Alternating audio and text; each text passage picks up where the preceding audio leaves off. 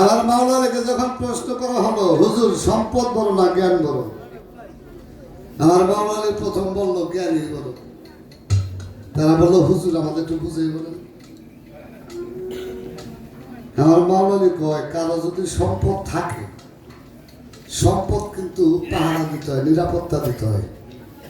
জ্ঞানের কিন্তু নিরাপত্তা দেওয়া লাগে না। 2 নম্বরে বললো সম্পদ যারা আছে, সম্পদ বন্টন করলে সম্পদ কিন্তু কমে, জ্ঞান থেকে জ্ঞান বিতরণ করলে জীবনও কমে দিবে না, কমে না। সম্পদ বন্টন করলে কমে, জ্ঞান কোনোদিন কমে না। সম্পদ কোনোদিন চিরস্থায়ী হয় না, জ্ঞান কিন্তু চিরস্থায়ী হয়। আমার জ্ঞান চিরস্থায়ী হয়। লেখ একটা নোট করে মোবাইলের মধ্যে রাখছি, অনেক সময় মন থাকে না তো, বয়স হয়ে গেছে না বাবা, বাস্তব কথা, মুখ আসতে শুরু লেগে ইউটিউব হইতেছে, যার জন্য ওই লেখা না দেখে দেখে কইতেছি। তাহলে আমি হিমায় সকালে একটা ভুল মিথ্যা কথা কই, ওইটা তো জুড়ে মধ্যে যাই। আমি কুট্টি বইতে, আমার সাথে কুট্টি বইতে আছে না বাংলাদেশে, আমার সাথে বড় বইতে আছে কুট্টি বইতে। কুট্টি বইতে যারা, তারা আমার তো অনেক মোড়া বইতে মনে করে, আসলে আমি মোড়া নাই। ওরা আবার আমার ফলো করে না, ওরা ওইটা হলবো না, হইনা তো খুব এক জায়গায়, কি ঠিক না? কেন বলছে হেমা সরকার বলছে আমার ভুল ঠিকটা যদি ওটার মধ্যে যায়, তাহলে আমার এই ভুলের জন্য অনেকগুলো মানুষ ভুলের মধ্যে পতিত হবে। এই জন্য দেখে দেখে কই দিই ভালো, নইলে আবার ভুলে যেতে পারে, কি ঠিক না? সাধু মনে করাই দেন, সাধু পোশাক পাল্টাছে। চুরির ভয়, সম্পদ থাকলে সম্পদ চুরে নিতে পারে, পারে না? চুরির ভয় থাকে। জ্ঞান কোনদিন চুরি হইব না, চুরি হয়েছে।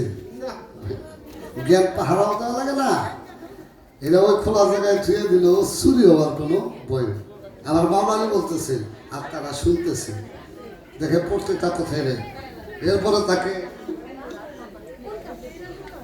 সম্পদ দিয়ে বন্ধু করা যায় না। সম্পদ থাকলে অনেক সময় শত্রুতা বাড়ে, সম্পদ থাকলে কিন্তু অনেক সময় শত্রুতা বাড়ে।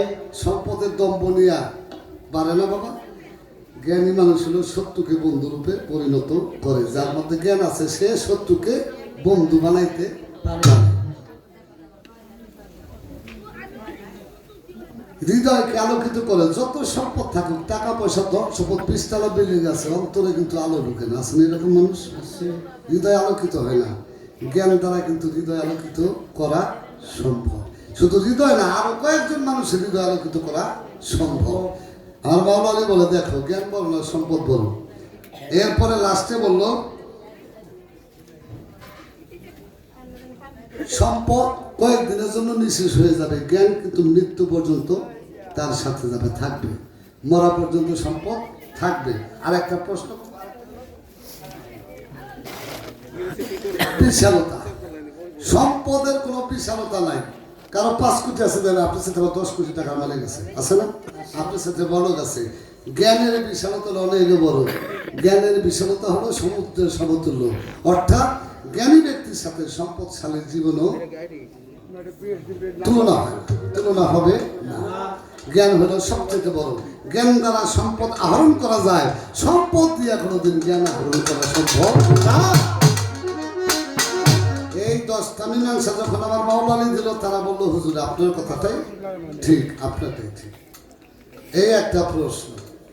আর প্রশ্ন আছে নাকি? আছে কি রে, তোরা বইতে দেখে বুঝে গেছিস? আর একটা প্রশ্ন আছে, কইয়ের এটা কঠিন প্রশ্ন রেখে গেছে।